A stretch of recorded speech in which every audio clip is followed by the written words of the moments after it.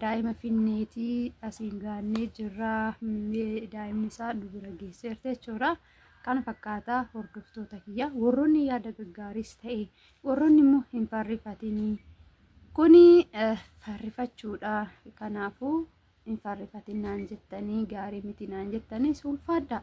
Galatooma anaaf naataniiti malee isin waan biraatiif miti jechuudha. Hordoftoota keenya jirra jirtu fayyaa keessanii nagaadha. Galata waaqayyoo baga nagaa fayyaa taatan isiniin jecha. Egaa gamanumaan har'ammoo maal qabattee dhuftee keessaan hin oolu jechuudha. Warroonni jalqaba irratti mana kanaaf haaraa taatan subscribe, share, like akkasuma yaada qabdan commentiin barreessuu hin dagatinaa. Akkasumas immoo warroonni duraan turtan share like gootanii warroonni jajjabeessitan hedduu galatooma ulfaadhaa isiniin jecha. Egaa har'a maal qabattee dhuftee jechuun keessan waan hin oolledha. Maaliif jennaan yeroo darbe keessatti abbaan miliyoon daa'ima qabaa. Abbaan miliyoon daa'ima isaa kan qabu ni kaadee naaf amanuu didee isiniin jedhee isinii waa isinitti himeen ture jechuudha.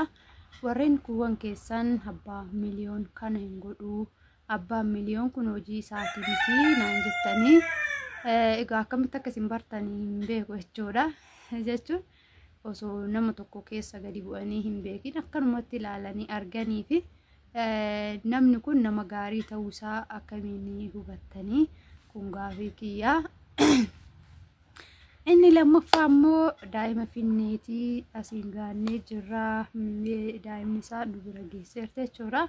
Kana fakkaataa hordoftoota kiyya warroonni yaada gaggaariis ta'e warroonni immoo hin farrifatinii kuni farrifachuudha.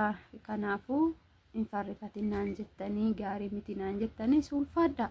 Galatooma anaaf naataniiti malee isin waan biraatiif miti jechuudha. Garuu ani farrifachuu osoo hin ta'in isiniin mari'achuu isinitti himuu isinii galee yaada isinirraa barbaade tananii galatooma ulfaadha. Warroonni yaada gaggaarii naaf kennitanii isiniin jecha. Egaa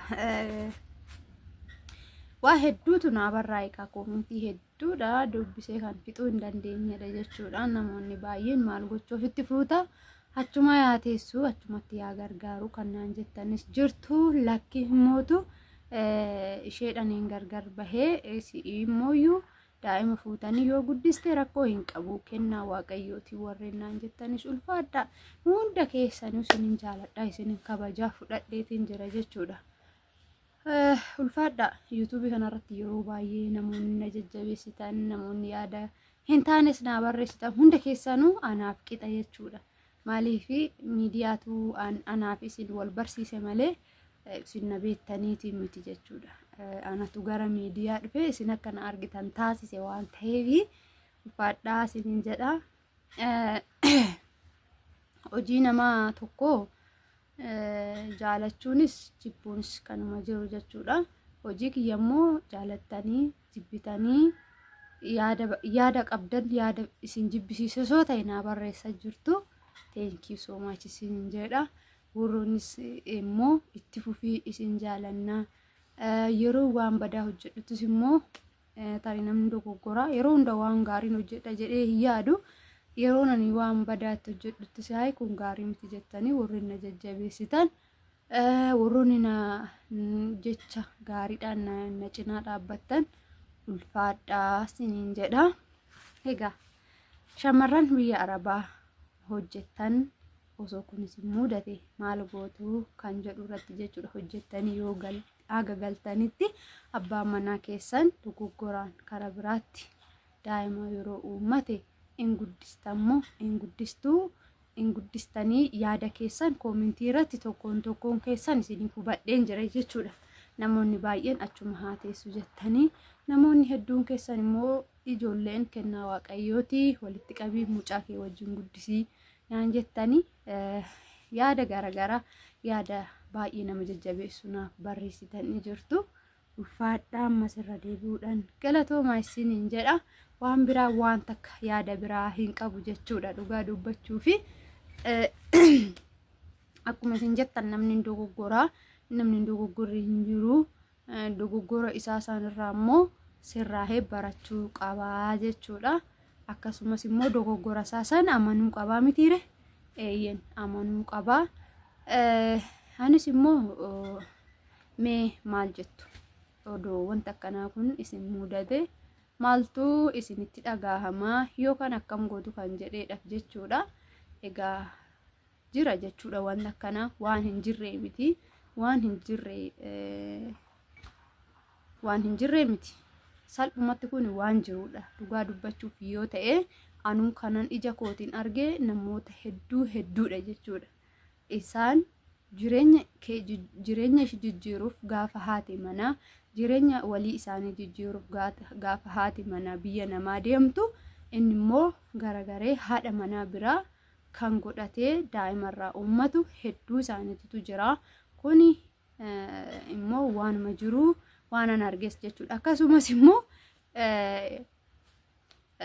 gaafa haadhi manaa sun biyya Arabaati yookaan bakka hojii ishiitii galtutti biyya hojjette sanii galtutti gaafa san immoo isa haadha manaa dura fuudhan karaa biraatti fuudhanii daa'imarraa godhatan sanii haadhuma manaa ishee duraa ishee biyya namaa ergan sanitti warreen deebi'anii jiru jechuudha.